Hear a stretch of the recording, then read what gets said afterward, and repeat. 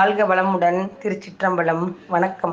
தமிழ்நாடு அகில உலக மகளிர் ஜோதிடரணி பேரவை சேவா அறக்கட்டளை நிறுவனர் ஜோதிட தாய் ஜோதிட கலையரசி ராஜமாதா கிருஷ்ணவேணி அம்மா அவர்களுக்கு வாழ்த்துக்களையும் வணக்கங்களையும் குறிக்கொண்டு, சக தோழிகளுக்கும் வாழ்த்துக்களையும் வணக்கங்களையும் குறிக்கொண்டு, இன்றைய பதிவாக ஜோதிடமும் ஆன்மீகமும்.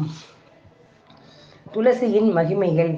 எந்த வீட்டில் காலையிலும் மாலையிலும் துளசி செடியை வணங்கி வருகிறார்களோ அங்கு யமதேவன் நுழைய முடியாது, கெட்ட ஆவிகளும் ஆள்வதில்லை.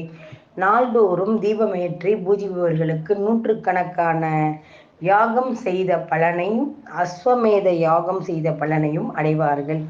துளசியின் காற்று பட்டாலும் துளசியை வலம் வந்து வணங்கினாலும் எல்லா பாவங்களும் நீங்கும், தொடுபவர்கள் புனிதம் அடைகிறார்கள். துளசியின் வேர்பக்கம் உள்ள தூசியை நெற்றியிலிடுவது மாபெரும் கவசமாகும். பகவான் ஸ்ரீவிஷ்ணு ஸ்ரீஹரிக்கு சமர்ப்பிக்கப்பட்ட துளசி தீர்த்தத்தை பக்தியுடன் ஏற்பவர்கள் கங்கையில் நீராடிய பலனை அடைவார்கள். பகவானது தாமரை பாதங்களிலிருந்து சந்தனம் கலந்த துளசி இலையை ஒட்டுபவர் 1,00,000 அஸ்வமேதம் யாகத்தை நடத்திய பலனை பெறுவார். துவாதசி தினத்தில் பகவான் துளசியுடன் வாசிக்கிறார் என்பது துளியேனும் ஐயமில்லை. ஏகாதசி துவாதசி தினங்களில் நாம் துளசி செடியை பறிக்கக்கூடாது. துளசி இலைகளை பௌர்ணமி, அமாவாசை, ஏகாதசி, துவாதசி, சூரிய சங்கராந்தி, உச்சி, மதியம், இரவு, சந்தியா அந்தியா வேளைகளில் பறிக்கக்கூடாது. பிரதிஷ்டை செய்யப்பட்ட விக்கிரகங்கள் மதிக்கப்படுகின்றன.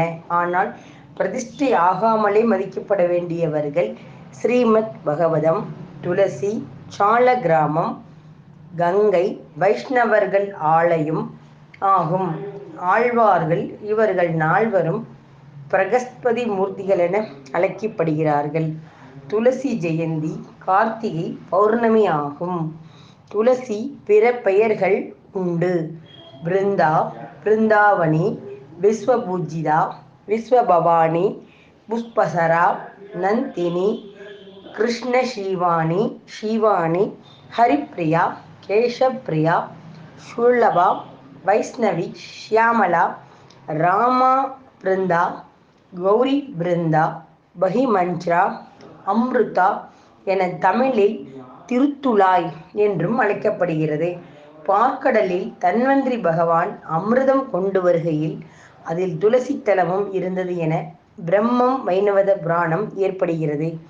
இவ்வாறு நாம் துளசி செடி பிருந்தா ஸ்ரீராமனின் தீவிர பக்தையாகவும்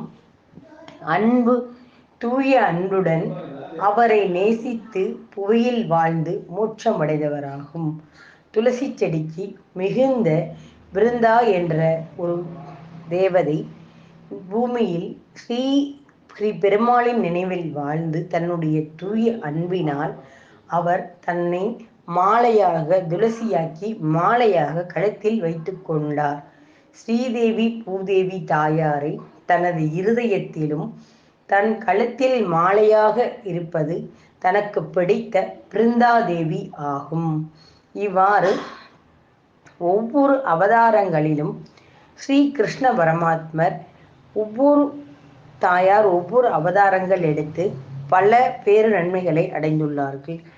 எவ்வளவு பெரிய பாவமாக இருந்தாலும் எவ்வளவு பெரிய கஷ்டமாக இருந்தாலும் நாம் துளசி செடிக்கு எவ்வளவு கஷ்டங்களாக இருந்தாலும் வெள்ளிக்கிழமை, சனிக்கிழமை, ஏகாதசி, துவாதசி மற்றும் பௌர்ணமி தினங்களில் துளசி செடியை 3 முறை அல்லது 9 முறை வலம் வந்து துளசி செடிக்கு சந்தனம் குங்குமம் வைத்து நாம் அகல்விளக்கு வைத்து ஆராதனை செய்யும் பொழுது நமது சகல கஷ்டங்களும் விலகி